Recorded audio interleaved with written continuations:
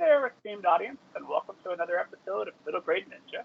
I'm Rob Kent. As you know, I'm the author of Banneker Bones and the Giant Robot Bees. It's my favorite book. It's going to be your favorite book. It's available as a paperback and audiobook. The ebook is free to download whenever you're watching or listening to this, wherever fine ebooks are sold. Once you're hooked, come back and see me with some money for Banneker Bones and the Alligator People, and the upcoming, as of yet to be revealed, Banneker Bones' third adventure, Banneker Bones and the Something. Under the super secret pen name Robert Kent, I write horror novels, such as the young adult novel All Together Now, a zombie story, and All Right Now, a short zombie story. And then if you really want to go nuts, check out the Book of David.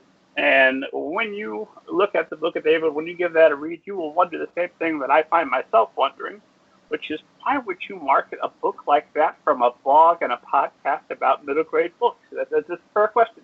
This book is nuts. Filled with profanity, filled with violence, filled with every imaginable thing. It's a hard R at best, but if you're a Stephen King fan, if you like your horror novels, check out the Book of David. It's a 5-volume serial horror novel.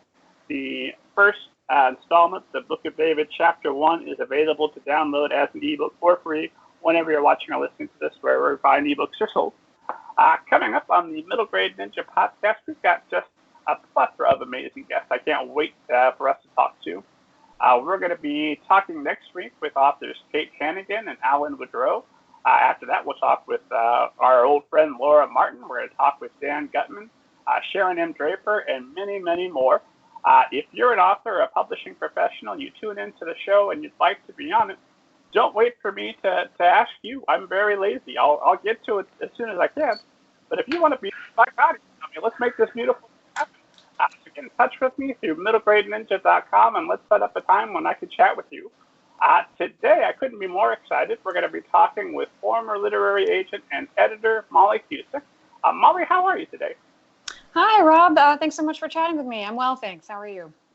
I am very excited to talk with you and feeling good. It's 10 o'clock here in the morning. I'm on my third cup of coffee, so I'm not yet the totally vibrating stage that comes along a little bit later when I sit down to pen today's pages. It's a good, mellow time in the morning to chat. So probably a good place for us to start is, I am terrible at summarizing other people's biographies, so if you would just tell esteemed audience a little bit of your background in publishing and your career so far. Sure. I've been in publishing for 10 years as an agent and an international rights professional. I recently moved over to Sourcebooks as an editor, something somewhat new for me, but as I was a very editorial agent, it was a pretty natural transition. So I now edit picture books, middle grade, and YA here at Sourcebooks. Very cool. That is a big transition. You were also doing, what was the word for it? Because John had told me about it. It was a term I never heard about before. Oh, scouting. It's part of the international rights world. So let's start there. What's the difference between being a literary agent, a book scout, and now an editor? Well, agenting and editorial have pretty solid similarities.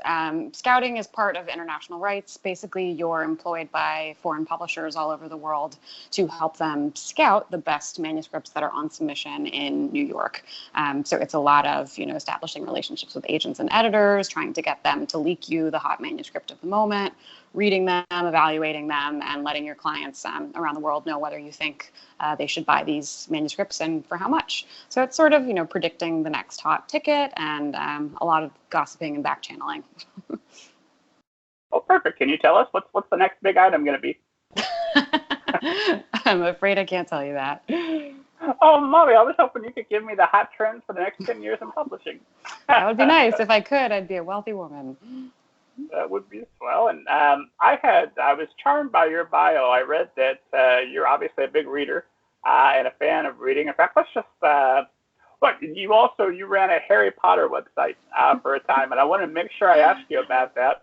Everybody loves Harry Potter. What was your take on Harry Potter? What was your website about?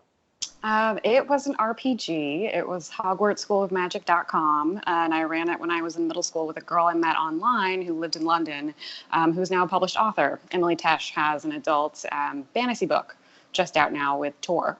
So we both sort of ended up publishing adjacent, which is pretty cool. That was a power site. Yeah, it worked out. And what are typically your reading habits, even before you got into the industry? Oh gosh, I've always been a really avid reader, and I read broadly across all categories. I got into publishing when I was 19, so I was pretty young. I started as an intern and quickly transitioned to full-time while I was in college. So I didn't have that much opportunity to develop a reading taste beyond kids' books, but I loved them so much that I really felt that I could never leave them. And that's why I work in it full-time now. But working in international rights for 10 years, I read everything, from romance to suspense to literary nonfiction on the adult side. So I read really broadly, and I feel like that sort of keeps me on my toes and keeps me fresh. Chatting last week, or no, earlier this week, with literary agent Jennifer Madsen, and she was saying she reads 20 to 30 books a month. And she asked me how much I read, and I started thinking about it. I'm like, well, if you count picture books and you count graphic novels and you count partials for people that I'm revising, then yeah, easily 20, 30. Do you know about where you're clocking in on that monthly, weekly, whichever your choice? Does that include submissions, or is that just like Sure. fun reading? Oh gosh, well, submissions, it would be pretty high. But I try to read one book a week for fun. So 4 of those, I guess. If it's something really short or pacey and I'm like at the beach over the weekend, then I'll read more than that. But definitely want to get my like for fun reading in to cleanse the palate, so you don't get submission goggles, as I call them, where the things that are really not so great just start to look better than the other things that are really, really not great. So it's important to sort of reacquaint yourself with what's actually being published, so you don't get those goggles. That makes sense. I have been reading a lot of middle grade books for upcoming guests on the show, and some horror books for some horror authors I'm going to see in person. And then I say, hey, did you read my book? And I want to be able to say honestly, yes, I did, and I enjoyed the following things about it. But I fell down something I would ordinarily never read, which is Big Little Lies, and I lost about 5 hours of my life last night. I couldn't stop. Like, oh my God, what a wonderful fun, novel, right? Out of my genre. But what's your most recent for fun read? My most recent for fun read, I just finished. Actually, I took a picture of like my most recent reads, and I'm trying to. You're interviewing me on my phone, so I can't look at it. But I most recently finished, 3 Women by Lisa Taddeo, which is sort of literary nonfiction about the lives and desires of 3 women that the author researched over 10 years. I really loved a suspense novel that I finished last weekend called The Silent Patient. I can't remember who the author is, but it was excellent. And a book that I'm recommending to everyone this summer is Red, White, and Royal Blue by Casey McQuiston, which is a really great adult sort of rom-com. Oh, that was Red, White, and Blue. That's has a Molly Cusick seal of approval. Everyone should be reading it on the beach. Yes, you should definitely read it on the beach. It's if the President of the United States' son and the Queen of England's son were enemies, but then ended up falling in love, of course. So yes, you should absolutely read it. That's the only way that could really end. Makes sense. And I want to follow up with you. You were kind enough to face the 7 questions that's still available now at Middle Grade Ninja back when you were literary agent Molly Jaffa. Back in 2013. Oh my God, that's crazy. And at that time, I asked everybody the impossible question of what are 3 of your most favorite books? And it's impossible because that's a forever moving goal. At the time, I know you said that they were Harry Potter, The Girl's Guide to Hunting, and Fishing by Melissa Banks. And then you also had Parsifal, Redwall, The View from Saturday, Are You There, God, It's Me, Margaret. I should also add, I encourage people to cheat because it is an impossible question. So are there updates to that, revisions you'd like to make at this point with new favorite books? Oh, that's so hard. I would add Red, White, and Royal Blue, which I just mentioned. I have to mention my amazing husband's forthcoming middle grade novel that I worked on editorially. So you should mark your calendars for Dimension Y, How to Save the Universe Without Really Trying. Will Dimension Y come out? Next fall. And it just makes me laugh so hard. Like if I was, drinking milk, it would come out my nose. Like it's one of the best things that I've ever read. Otherwise, I think I know he's going to be watching. I should quickly remind the author. Hi, John. It's lovely. Hi, John. Yeah, my husband's come literary back, agent. next fall to chat about your book. He totally should do that. Otherwise, I think it's pretty similar to now. But John now represents a lot of the clients that I represented as an agent, so it's sort of all in the family. you stole our hearts with a charming story about how the two of you met over, I believe it was Julia Murphy. Yeah, we did. And he represents her now, so it sort of worked out for him. I don't know if he was playing the long game or what, but Well, he got the client, he got the girl. He's doing all right. I guess so. And then something else I'd read, that you had said that you had taken a class on Parsifal in college, and that had changed the course of your life. And I love stories about how books change people's lives. So what's the story there? How did that change your life? Gosh, that's true. I was at a college in Texas. I was really unhappy there and took a class with a professor on this book, Parsifal, which is sort of a classic hero's journey story. And I, spoke frequently with the professor, who told me, you really don't belong here. You should go to Sarah Lawrence in New York. That's the kind of school for you. And I applied to transfer, and I did. And if I hadn't done that, I don't think I ever would have ended up, in publishing where and when I did. Definitely never would have met my husband. So really, I think everything in my life is probably thanks to that class and that professor. Well, there you go, professors who are listening. Your students, listen, you could change their life today. Yeah. And you told me back in 2013 that you did not own a television. Is that still true? No, that's not true. I probably got a TV maybe 3 years ago. And I don't get to read as much as I did before, but I started to kind of view a lot of pop culture and TV watching as part of my job now, especially in the YA space where so much is influenced by like what's on Netflix and what's streaming. So I do watch it, and I just try to tell myself that it's for work. Well, yeah, no, it is. You can't write about methamphetamine and be completely unaware that there's a show called Breaking Bad. That's not going to go true. well. And then, do you play video games also? I don't really, no. Good for you. It's a shameful, nasty addiction. I'm trying to to overcome my need for Assassin's Creed. So what is your average? How much TV are you watching on an average week versus how much reading that you're doing? Oh gosh, I try to reserve like the hour before bed every night for reading, and then before that I'll probably watch an episode or two of something. Excellent. Yeah, and this is really just me trying to improve myself because I realized that I had binge watched 2 series within the last month, and I'm like, that's a lot of television. I really need to I need to change my habits to get more reading in. So you're an intern at 19, and I know some of the folks that tune into the show want to be where you are. They want to be an editor. They want to be a successful literary agent and book scout. They want to have the career that you've had. So how did you get involved at the age of 19 direct into publishing? What was your end? So I applied for an internship when I was in college in New York, and luckily got one at Folio, which is an agency in New York. And while I was there, my mom lost her job, and it was just the two of us. And I told my boss, like, I'm going to need to get another paying job. I can't work here for free anymore. I was devastated. I loved it so much. And he just said, oh, well, we'll hire you. So I started off while I was in college as an assistant in the subrights department, and still working with my boss editorially on his clients' projects. And by, I guess it was maybe the end of my junior year, my boss said, well, you're a kid. Do you want to work on kids' books?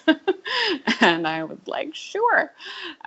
So, with supervision and with help from colleagues, I started representing clients, sold my first book the summer before my senior year of college, and really never looked back. So I got started very early, but I was, really fortunate to have the opportunities that I had. Wow, that is amazing. What was the first book that you sold? The first kids book that I sold was a picture book to Candlewick, to Karen Lutz at Candlewick. The author is Lana Crumwitty, and it was called Just Itsy, about a spider named Itsy who doesn't want to be called Itsy Bitsy anymore. He just wants to be called Itsy because he is a big spider going off to spend your garden. And it was really cute. That's adorable. And did it strike you at the time that I haven't even finished college yet? This is a really big thing that has happened that I've done, or was it not phase you?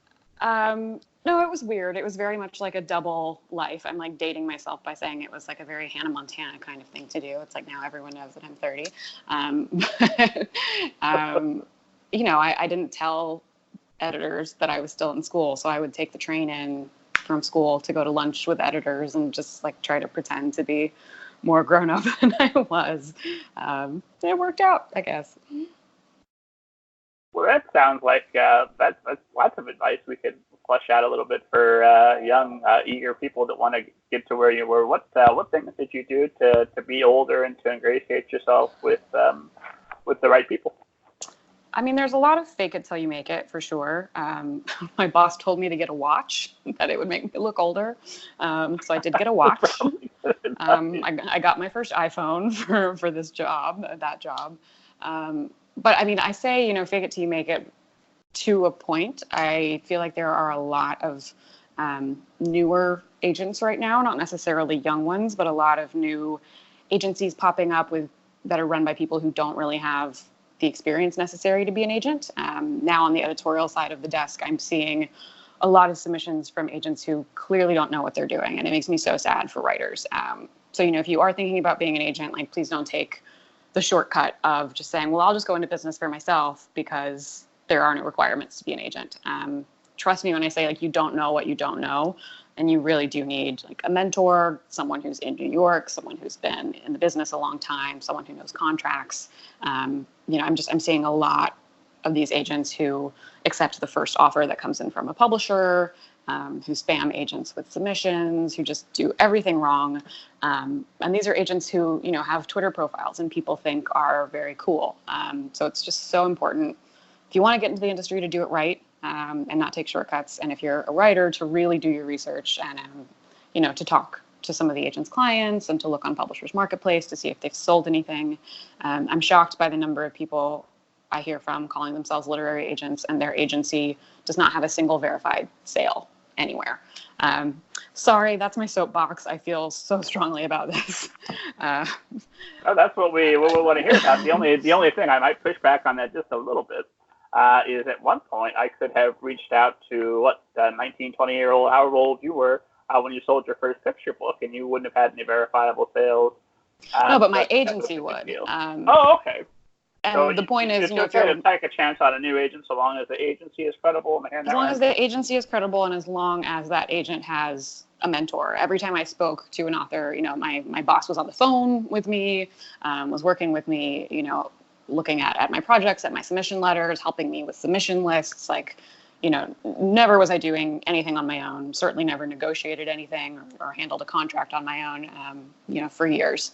And that's really the way that it should be. Gotcha. So the experience that you should be looking for in an agent is, ideally they have a mentor. Are there other things that an agent, somebody who wants to be an agent, could do to become a good agent and to be seen as a good agent, aside from just put your shingle out and say, it's me, an agent? It's really an apprenticeship business. And all I can say is that, a passion for books is not enough.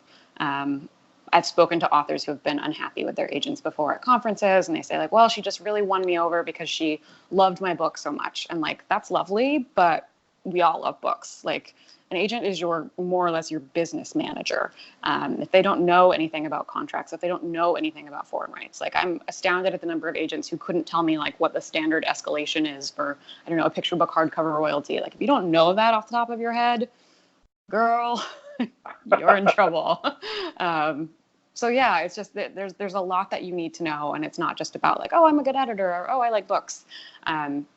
Yeah, I just feel really strongly that when you're taking an author's career and finances into your hand as an agent, that you need to know what you're doing and be at a reputable agency. Makes sense to me. And well, let's talk a little bit about your time as an agent. What were some things that you did as an agent to distinguish yourself and make sure that you were above the rest, and somebody that would be desirable to have representing your career in your novels? You try to be as accessible as possible, I think, which can be really draining, I think, emotionally, because you're really available to your clients sort of 24/7. There aren't boundaries so much. And, maybe I could have set more boundaries. But for me, I think especially with the authors that I worked with, if they have a day job, like, you want to be available for them to, like, text at night or to email, and for them to know that you're there for them. So I think being available to your clients definitely helps. Other than that, I just always wanted to interact with my clients in the way that was most helpful for them, whether it's phone or email or GChat. Really just, being flexible and knowing that you're working for your client, not the other way around. Makes sense to me. And then now that you're on the other side of the desk, you're the editor receiving the submissions. I think we're hearing a little bit. I know that I waited tables in college, and I know lots of former waiters who, when we go out, if we see the restaurant's really busy, we'll do pity tips because we've been there. But other times, if the restaurant's not that busy and we're looking around and remembering back in the day, like, you could have done a better job than this, or we're a little bit harsher on their overall service. Do you find that there's something similar when you're looking at other agents, not necessarily who are bad agents, but that could be doing better than what they're doing and submitting to you? Yeah, for sure. I mean, there has been a certain level of astonishment, but there's also, a deep amount of respect for my colleagues who I've known and been friendly with for years, former competitors, who I'm delighted to hear from. I'm very excited to read everything that they send me. Like, there are really great agents out there. I won't say that it's the majority of agents, but there are great ones that I'm thrilled to work with and always so happy to see their names in my inbox. For the agents who I know tune in, what are some things they can do to turn your head and maybe get your attention more than the average agent who doesn't know? It's always appreciated when they're sending me something that I've talked about seeing from my wish list, in my bio on the Sourcebooks website, or that I've sent them directly, or something we've discussed, either in a lunch meeting or on the phone. But really, I'm just looking for something that's great, that has commercial potential, that I can't stop reading, and that could be anything. So I'm not super picky in that sense. But it's always helpful when it's someone who's made the effort to make a personal connection. I think when you know someone, you're more likely to want to read what they send you. So what are the best ways for people to make personal connections with you without coming off a little bit, salesman-ish? So right now I'm kind of going through my long list of agents and inviting everybody out to lunch and coffee and drinks, and that's like 3 or 4 meetings a week. So I'm slowly kind of working through that list. But if there's somebody I don't know or I'm not that familiar with, people have reached out to me and said, can we go get coffee? And I'll say, yeah, sure. If there are agents who aren't in New York, I'm happy to chat with them by phone, just to do like a little getting to know you, because I want to know, what they're representing and interested in too. It's helpful for me. I'm going to amend my previous statement, not salesman-ish, salesperson-ish. My gosh. Come on, again, it's 2019. Let's get it together. All right, fun question, and then I want to ask you some specific stuff about being an editor and the types of projects you're looking for. But I promised myself I wouldn't forget, because I forgot to ask John over the course of 2 hours this question, and then I saw him tweeting about alien abduction. I went, oh no, I bet he for sure had something to tell me. So, Molly Cusick, have you ever seen a flying saucer, and do you believe in them? I have not, and no. Okay, well, fair enough. And then let's talk about what sorts of projects are you looking for right now as an editor? Good ones. I know that sounds really flippant, and it's not. I approach this in part from so many years as an agent, looking for things that are commercial enough to reach a wide audience, and that will make everyone involved, especially the author, money. So I am looking for things that do have that great commercial hook, in addition to really good writing. In picture books right now, I'm looking specifically for really quirky characters that kids will fall in love with and root for. It's sort of like the younger hipster parents like Dragons Love Tacos, or Escargot about the little snail, and it's so cute and it wears a beret. So yeah, like characters that I sort of want to hug. I'm down for that. Nothing too like sappy or sweet. I'm not super into like lullaby for my darling child. Like, no, make me laugh, show me something different. I would, love picture books, showcasing a wider variety of life experiences. In picture books and in all my books, I want projects that elevate marginalized voices. So that's definitely something for people to keep in mind. I'm super open to own voices projects in particular. And in middle grade, definitely looking for, sweeping fantasy. I loved Nevermore, for example. And I also love the more like tearjerker or kind of prize-winning-y thing about jellyfish kind of books. It makes you as an adult laugh. I mean, cry because you're thinking like about your childhood and it makes you nostalgic. And kid is like, why are you crying? Like, this is just a good book. So things in that vein really appeal to me. And then in YA, I'm a little burned out on fantasy right now. I love fantasy, but it's becoming increasingly harder to sell in a really crowded marketplace. It's not to say you don't go out with your fantasy. Just know that if you're getting passes, it may not be you. It might just be the market right now, and it'll come back around in no time. Definitely looking for thrillers. Sourcebooks is, according to Nielsen Bookscan, the top publisher of YA thrillers. And I read a lot of suspense and thrillers in my spare time, so please send them to me. And things that are more on the literary side of YA, like Elizabeth Acevedo's work, Love the Poet X, Love with a Fire on High, that sort of deal with social issues without being an issue book. It's just something that happens to take place over the course of a person's story. What else? Open to some sci-fi, but most importantly, like looking for, I would love a queer rom-com, please. And I would love really any rom-com that's not about two white straight people would be super cool. Things that are sort of funny and uplifting, I think, are having a moment. But I'm open to anything that feels fresh and unique. You mentioned a rom-com that's not just two straight white people, so that leads me to my next standard question I've taken at the everyone, because I'm eager to see this trend that we're hopefully going to see continuing toward more diversity and more inclusion in traditional publishing. We're still nowhere near where we need to be. You can pull up a chart on multiple websites that'll show you where we're at, particularly in children's books, but that it is significantly better than years past, and hopefully will continue to do so. So what is Sourcebooks doing to continue to increase diversity in traditional publishing, and what are you seeing? What are you doing, and what are you seeing others doing? Sourcebooks has really been working to grow our list of authors who come from marginalized backgrounds, and that's something that I think that we're known for and are really proud of and are continually looking to expand. Some of the things that matter to other publishers, I've heard some publishers say like, oh, we only want YA authors who have, a Twitter platform of X size don't matter to us. We're an independent publisher. We're really nimble and we don't judge people from that perspective. We've been working with, there's an amazing woman named Krista Desir, who is a copy editor, a freelance editor who often works with Sourcebooks. And she's started a program called Tessera Editorial, which you can find on Twitter and on their website. She's mentoring young people of color who want to get into the publishing industry. So I've been speaking to them, like I did a session with them, and also informational interviews.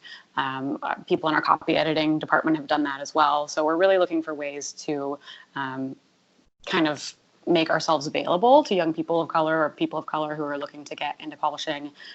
My offer always stands that if anyone wants to know more about being an editor or even an agent or a scout, I'm always happy to hear from them by email and to set up a phone call or even an in-person meeting if they're in New York, just any kind of informational interview that's helpful, and to keep resumes on hand. I think everybody needs a hand up to get into publishing, and I'm happy to be that hand up for people who are interested. Look at you paying it forward. You'll do that free of charge. I don't have to come by totally. your office. No. Well, excellent. You heard it here, folks. Reach out to Molly Cusick. I'm not that generous. I won't do it, but Molly will. That's great. Let's talk a little bit about your current role with Sourcebooks. Sure. So you find a manuscript that you're interested in. If you're working with a writer that you haven't worked with previously, where do you get started? What's the process from I'm interested to finished book? Sure. So I read a manuscript that comes in over the transom from an agent. Hopefully I really like it. I'll probably read it again if I liked it, just to make sure that I wasn't, crazy and that it really is as good as I thought it was the first time when I was like desperately reading to get to the end. Sometimes you'll think something's better than it really is, and you need kind of a second look. Especially if it's something really twisty and complicated or there's a lot of world building, you may not have noticed some of the plot holes the first time around. But if it's something that I think is really full of potential, I will send it to my colleagues here in the editorial department. There are 5 of us, including the head of the kids division, Steve Geck, and our editorial assistant, Sarah. And then if everybody thinks that it seems pretty good, they'll read some of it. Then I'll take it on to an acquisitions meeting where our publisher and everyone in the editorial department, adults and kids, will have a chance to look at the book, share their opinions on it, and then the publisher will decide whether or not I'm able to make an offer on the book. Hopefully the agent accepts my offer. Maybe there will be an auction or whatever. But once I'm officially working on a project, I will read it again and write an editorial letter. And that could be, 3 pages for a very short, middle grade novel. It could be 15 pages if it's a really complicated YA fantasy. It depends on what the individual book needs. And then after that, I will send it to the author and usually offer to go over it with them by phone once they've had a chance to kind of sit and process their feelings. Sometimes it's a little easier to sort of spitball ideas back and forth than it is to write it down in an email. It feels a little less intimidating and official, I find. Sometimes we'll go, maybe 2 or 3 or 4 rounds of edits on a book before it's ready to go on to copy editing. What to follow up on there? And I'm trying to remember everything you just said. There's so many different things I want to follow up with you on. Let's start with just auctions, because we're forever talking with literary agents, and we know why they want to do an auction, because they want to get the best deal for the book. What's that like on the editorial side when you're waiting for the feedback? Are you going another day before you get any kind of feedback as to where you're there? Do you have parameters that you can't bid more than this, so it's very possible that you might lose the book you love? What's that like? It's literally the worst. You do have a ceiling for the publisher, how high you can go. And since Sourcebooks is an independent publisher, we choose to spend most of our money on marketing and publicity, and we find that that's really effective in helping our authors earn out their advance quickly so that they're seeing royalties. So our advances can't always go as high as some of the big 5 houses that can pay, 7 figures, which does have its advantages in that a lot of times authors who do get these big book deals, if their book doesn't sell as well as the publisher had anticipated, they find it very hard to get another book deal. And I think that our more modest advances set up a more reasonable expectation and really help establish people for a long career. So, that's part of what I'm kind of pitching in an auction to the agent and to the author, letting them know what my reasoning is for why I'm offering and what we can offer just beyond the money. So that's really important. But otherwise auctions are just absolutely miserable. The other day, I got this picture book in and I read it, 5 minutes after the agent sent it. It was a great agent. I was excited to get something from him. And I just totally fell in love. And I was like running around the office screaming, like, if I don't get this book, I'm going to die. Like, I will perish if I cannot publish this. And luckily I was able to preempt the book, which means you offer enough to take it off the table before other people have a chance to do so, which is the ideal situation for me so that I don't have to sit there biting my nails and freaking out. And I'm always terrified I'm about to ask a rude question because I'm just too ignorant to know whether or not it's a rude thing to ask. That's okay. Is it rude to ask you what's the average advance that would be ideal for a up and coming writer with Sourcebooks, so that they're not stuck with not being able to announce? I feel like the company would not be pleased with me if I shared that publicly. I don't think I'm authorized to give that information because that would sort of reveal some of our authors' financial situations. But we can be competitive with other publishers. I really appreciate you letting me touch the electric fence this time around so I don't make that same mistake if you That's okay. Okay, for the record, asking about money directly, not cool. Got it. By the way, let's talk a little bit more about working with the author, because you say it could be 3-4 rounds of going back and forth. So if you get to a point with an author where you're not maybe directly butting heads, but the author feels very passionately about their project one way, and you're trying to steer it another way, Sourcebooks is putting up the money. They put up the unspecified advance. So does it come to a point where it's your way or the highway, or how do those situations typically get resolved? If there was something huge editorially that needed to change, that's something I definitely would have discussed with the author before acquiring the book. So there shouldn't be any enormous surprises for them. But if something comes up and we're kind of at an impasse, ultimately it's their decision. I can't make them change anything.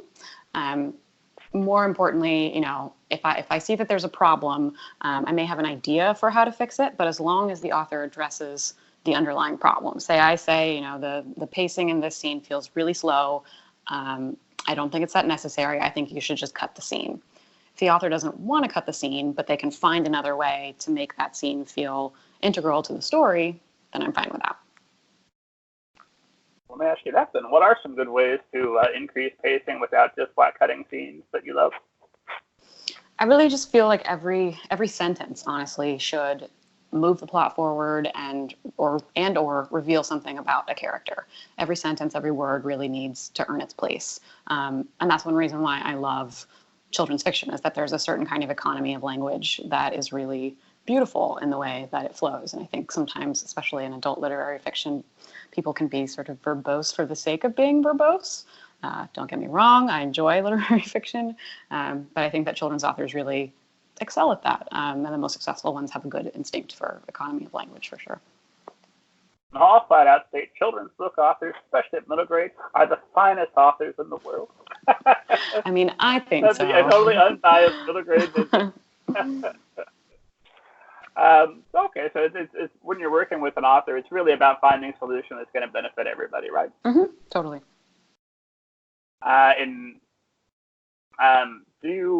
So when you're coming in, something that when we were chatting with Molly O'Neill, she let us know that back in her editorial days, she would be editing specifically for the house's needs for their type of book. I want to make this a HarperCollins type of book, so we're going to do these types of edits, which can be anything from down to a house style of how you do your ellipses.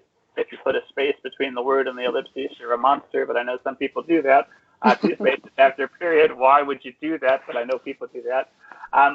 Beyond just the flat deviations from the Chicago Manual of Style, are there things in place specific to source books that you're editing for, or a particular editing visioning for the company?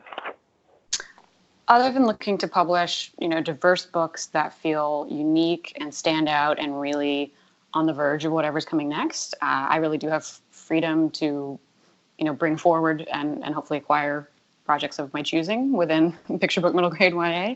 But I think a source books book is something that feels, fresh, that feels like we're taking a risk, that we're trying something new.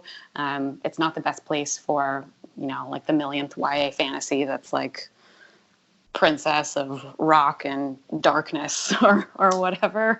We all want something, I think, that feels really stand out and really special, and something that maybe is a risk that other publishers would be worried about taking. Gotcha. So if I've got just a straightforward girl in her horse book that's set on the prairie, that maybe is not the one for you? I specifically dislike a girl in her horse books, but maybe one of my colleagues does like horses. I don't know. So it's hard to say. But I would say based on that description, it doesn't really sound like a source books book to me.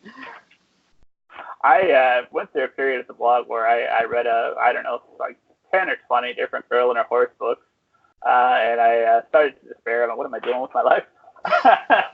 to reach out, and I'll never write it, but I have this pet project in the back of my mind where it's a girl and her horse, but the twist is the horse is a serial killer. That's different. She still loves him, but they have to work together to curb his appetite for blood. So it's like My Little Pony meets Little Shop of Horrors. That's a brilliant pitch. I bet you could sell the book to a room of editors for me when I get around to writing it. Sure thing. Let's go back to talk to that. You said that you're interested in acquiring a book, and you said, well, I've got this wonderful serial killer horse book, Little Shop of Horrors meets My Little Pony, and you've got to get, you said 5 people, is that including you? So there's 4 other people to get on board? Mm-hmm. So how does that go? How do you pitch to them and get everybody on the page if they agree that this serial killer horse book is the best? Sharing with my colleagues is really informal. Usually I just, email the manuscript over to them and say, like, I'm hoping to take this into acquisitions, would love to know what you think. And they'll take a look and say, like, yeah, this seems really cool. Or, this really reminds me of this other book that we recently bought, and it seems like they might compete too much. It's like that aspect is pretty informal prior to acquisitions. Gotcha. Are there things you said it's informal, so there's no you get up and you're Don Draper in the room making the impassioned speech and presentation. That's how it happens in my mind. Acquisitions is a little bit more like that, but I am seated. I don't have to stand. Got you. And, or, you know what, while we're talking about that, I assume there is a bit more of that with agents. So, well, we talked a little bit about agents, but I was going to ask you, what are some effective sales techniques for agents to sell a manuscript to you? But it sounds like just getting a comparable, just like you just did with the Little Shop of Horrors meets My Little Pony, so a brief pitch. Is there anything more to it than that would make a pitch stand out to you? No, I mean, comps are pretty important. As editors, we do have to use comparable titles in our acquisitions process, to run a P&L statement, to show our colleagues that there's a market for it. So comps are always really helpful. If you can't think of comps, that's usually not a good sign. There's probably a reason why there isn't something similar to this or comparable to this in the marketplace. And that's usually because there's not that much of a market for it. Or the world just hasn't been ready for the brilliance of My Serial Killer Horse book. It's possible, but see, I came up with comps for that. There you go. My Little Pony, Little Shop of Horrors. Like, if you can't come up with anything, then that's rough. No, but I don't mind, phone calls, emails, either way. If I'm going to look at picking a comp to pitch my book, am I better off going with a book that's genuinely closer to my book, or just something that's tangentially related but has a great sales record? You definitely want it to be a real comp. Like, don't just, pull in like Harry Potter or something like that because it has amazing numbers. In fact, don't use Harry Potter. That book has a child. My book has a child. What's the... Yeah, what's the difference? Ideally, it would be something that's both successful and related to your book. Gotcha. And then let's talking about digging in and putting your editorial letter together. So first pass you make over a manuscript, what are the types of changes you're looking to make? The first pass is usually big picture edits. So I'm not going to be going through and doing like line level, like, oh, this dialogue sounds a little weird here. It's much more about, structure, the order that the scenes are in, what each scene does to move the plot forward, looking at all the characters, making sure they all need to be there and really serve a purpose in the story. So, plotting, pacing, motivation, these are like the bigger questions that we want to approach so that, the next round, we're not just looking at the forest, we can actually see like the trees. The first round for me is more about the forest. What are some common structural problems that you're encountering? Common structural problems. I think, especially if you're working on something that's very character-driven, very emotion-driven, sometimes we can forget the need for forward motion, for urgency and propulsion. We always need to know, what does the protagonist want more than anything else? So what's at stake for them? And, what's going to happen if they don't get that thing? And if the thing that the protagonist wants is just like, oh, well, Billy wants a lollipop. What will happen if he doesn't get it? Oh, well, he'll be sad. Like, those aren't stakes. We need really big stakes. If he doesn't get this lollipop, then he's not going to have a chance to look inside the wrapper for the prize ticket that will give his family the money they need to pay their rent. Like, that's stakes, So I think, not having stakes to set up what like the plot is going to be, the whole plot arc, is something that I am always looking for. So you get through there, you deal with, you make sure, and you want stakes, and in every scene you want the character to always have a goal, because when that goal is resolved and there's no stakes, that's the end of the story, right? Exactly. So you go through, you take care of that in round one. Okay, that's taken care of. What's round two look like? Round two is reading to see how they addressed the issues that I brought up in the edit letter. Usually if they didn't do it in track changes, hopefully they did, I'll do a document compare so I can actually see how much has been done. If I don't think that it's been addressed enough, I'll just kind of send it right back. I'm not going to waste my time rereading for something that clearly isn't there. But hopefully it has been addressed, and then I'll have a little more time to look kind of at individual beats and moments, to go through dialogue, to do some line editing, which can involve, deleting sections, rearranging sections, proposing new language in sections, or saying, writing up a paragraph and saying, what about a moment like this? So that kind of starts the more collaborative, I think, process of inline editing for me. I definitely want to pick your brain about line editing, because this is such a nerdy show. I could talk about language and editing all day. Before we get there, if I'm an author and I'm getting the letter back, and I'm assuming that you're not going to come right out and say, hey, dirtbag author, I told you to do work and you didn't do it. You're going to be far more diplomatic than that. So what are some things you might say that might give me the clue as the author that I need to dig deeper and work harder? I think I'd probably just tell you that, honestly. Like, I'm not really one for mincing words too much. I'll be kind about it, but I don't want to waste your time, my time. If something, needs to be addressed further, then I'll just say that. I think that's probably far preferable than somebody that blows a lot of smoke but is not clear in their communication. Yeah. So let's go back to line editing. What types of things are you looking for? What kind of issues are you frequently seeing with sentences, with long passages? What are the things that most frequently come up that authors can maybe start ruminating on their own before they're sending out their manuscript? When I line edit, I'm looking for, sort of a sentence flow that feels really natural.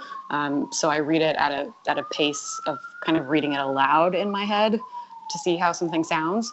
So I always recommend that authors read their own work out loud. That will really point out to you the places that sound awkward or stilted, just unrealistic. So I do a lot of editing for that. I do a ton of editing for word repetition, where maybe the author will use the word fire in one sentence and then 2 sentences later they'll use the word fire again. Just trying to make sure that there's a variety of words in the manuscript and seeing, what words authors over rely on without knowing. That's something that I look for. And I do some light copy editing too to hopefully smooth the process downstream for the copy editors. And I assume by the time a manuscript gets to you, and it's a big assumption probably, but I assume that the author has gone through the manuscript multiple times and polished it to their best ability, and then it goes to the agent, and if the agent's a good agent, they're working with you, so I assume they must be. They've gone through and they've made sure that they're sending out a quality presentation your way. So what stuff's still slipping through at that point?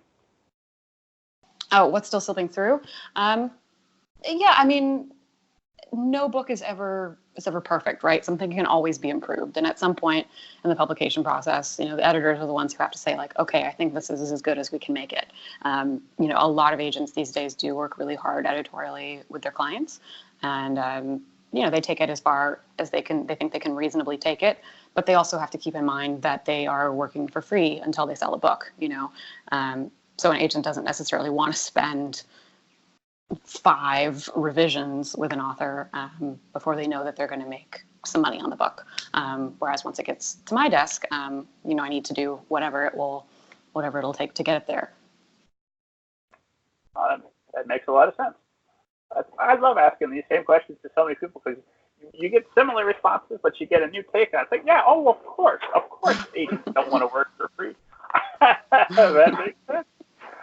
So another question that I'm going to ask more delicately, because it's another opportunity for me to maybe out of ignorance touch defense. I hope that's not what this is. But does it happen where an error will slip through to a final published product? Obviously never with Sourcebooks, but where you might have seen it as an agent or with a previous publisher. And what is that feeling afterward? How do you address that when it's already printed and it's out there in the world?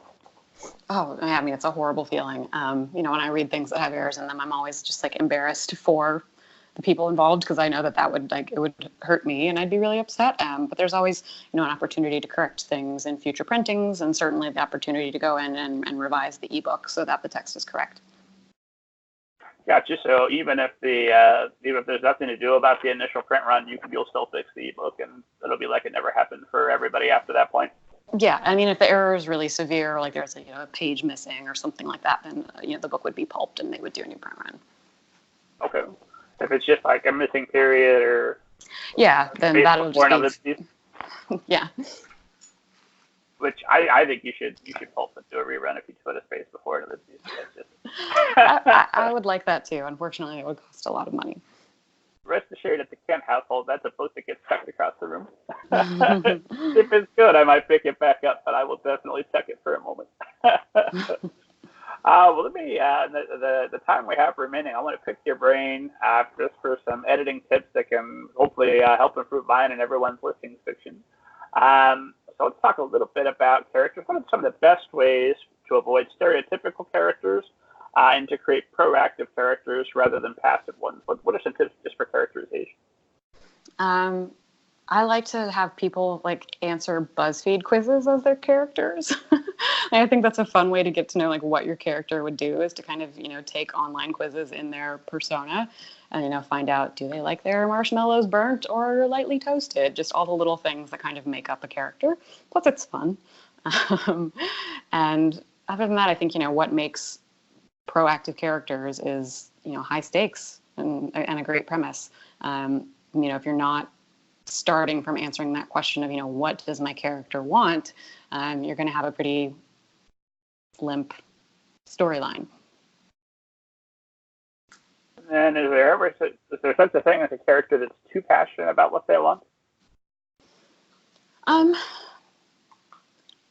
I think only if that character is idealized to a point that they don't have flaws. That's when we would call something like a Mary Sue character, which is typically a stand-in for, the author themselves, and is just like too perfect and gets everything they want really easily. Like that's just not, it's not interesting. Even superheroes have flaws, so that's, they can be passionate and they can be, do-gooders if you want, but they do need to have a flaw.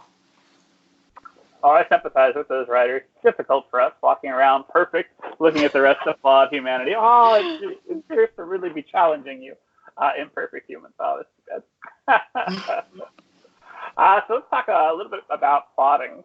How important is the book's opening, and how much time do you spend on that opening to make sure you're getting readers in the door at the front versus the rest of the book?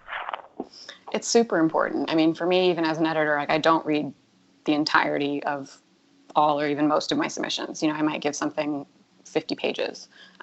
So openings are really important to me and how I consider things. And then once I've acquired something, I'm going to want to be really sure that the opening is gripping down to the first sentence. And that's something, of course, I'm going to share with my colleagues and see how they feel about it. But yeah, openings are vital.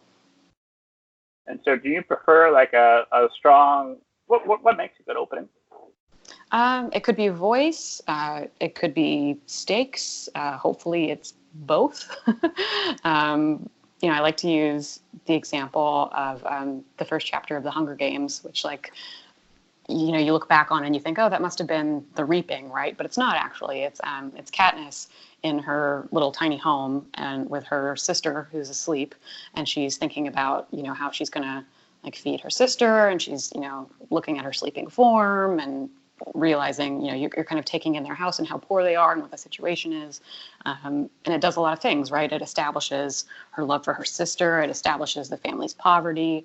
And then the next scene is the reaping. And that's where her sister gets called up to stage and she says, no, I volunteer as tribute. So when that happens, we already see how much she loves her sister. So there's so much more impact. And it also has great voice. So that first chapter does a really great job of setting up kind of the stakes, and the voice is really great. A great example. It hadn't occurred to me. You're right. It doesn't open with that with the passionate moment. Huh. Well, I'm watching our clock, and it always flies by. Where's our time go, Wally? I have so many questions for you, and we're nearly done. So why don't we do two more, Sure. And then we'll call it a podcast. One I'm obsessed with is what's a good way for a writer to effectively tease out their novel's theme so that the reader, finishes the book and they're like, that was a good story about a girl and her serial killer. Hang on, that was about capitalism. I understand what the author was trying to say from a large extent. So what's a good way for an author to tease out those themes without becoming too preachy? I mean, I think so much of that is instinct. But I do think if you're setting out to tell a story to convey a certain theme or a certain message, you're probably approaching it from the wrong place. The reader really has to be invested in the story and the character. And as much as I'd love, to read a book that makes me hate the current administration. I think if you're writing a book for that purpose, it's going to feel didactic. It has to be something that comes up a lot more naturally. It needs to be a lot more subtle. I do think Harry Potter is a pretty good example of themes that just sort of happen to be there below the surface, but the story isn't really about that. So I think reading widely, and thinking about your favorite books and saying, oh, well, what was the theme behind that? And seeing how obvious or not obvious you think it is. And even how that's progressed over time. Like, obviously, C.S. Lewis really hit people over the head with some of his themes. And I think when you look back on those books now, you really see that, and you see that there are possibly better ways to do that than contemporary fiction. Yeah, but his readers were in danger of hellfire. I guess he just had to. There's so many more questions about editing. I wish I had time to ask you, because I know I could talk your head off all day, but I won't. I want to be respectful of your time, so I'll wrap it all up with this one question. If there was one piece of advice you wish that every author and publishing professional listening or watching would take to heart, that you think would make better their career and make better their writing, what advice would you impart to them?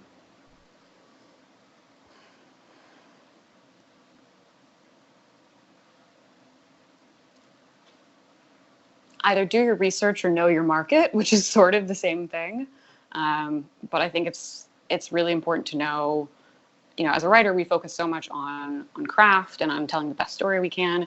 But it's really important to know what the market is that you're writing into. It's important to know what's selling. It's important to know how to query an agent, who the good agents are. It's important to know what your contract says down the line, to be really literate when it comes to, your rights and your income, and to really just treat it like a business. So I think it's a better way of saying it. Treat it like a business. Your writing career is your business. It's not just a passion or a hobby. Like, if this is what you want to do, then you're in business for yourself. And you should kind of treat yourself accordingly. That is excellent advice. I hope everybody listening immediately puts it to effect, and they'll be in good shape. Where can a esteemed reader find out more about you? Where can they reach out to you for that conversation about how to become a better agent in New York that they're going to have with you? Sure. If you're a person of color who wants to get into publishing, you can find me at Molly_Cusick on Twitter. You can DM me, and we'll go from there. And as always, I'm at middlegradeninja.com. Head there, check out who's coming up at the show, what's going on. Make sure you find your way back here next week, esteemed audience, for authors Kate Hannigan and Alan Woodrow. Those are going to be fabulous shows. Molly, thank you again so much for making the time to do this. This was an absolute blast and a pleasure. I have been asking our guests to sign us off, and our sign-off phrase is hiya and what have you. Will you sign us off? Hiya and what have you.